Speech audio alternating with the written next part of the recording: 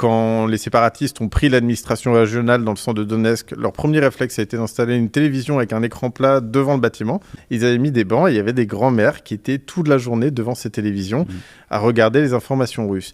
Et ce qui se passait, c'est que régulièrement, les médias russes leur disaient, dans telle rue de Donetsk, il y a eu une fusillade aujourd'hui. Ce sont des néo-nazis ukrainiens qui ont débarqué en voiture, ils ont tiré sur plein de gens.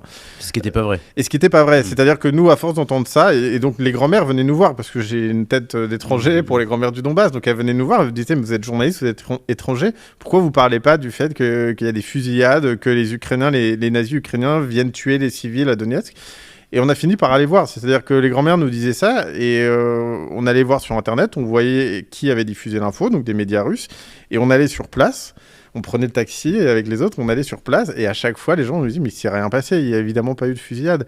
Et c'est allé avec de la désinfo qui expliquait, voilà, les nazis arrivent en bus, ils vont tuer tous vos enfants, les nazis sont arrivés en ville, ils viennent de mettre un poison dans l'eau de la ville pour faire un génocide, qui a été ensuite le terme génocide utilisé par le Kremlin pour justifier beaucoup de choses dans le Donbass.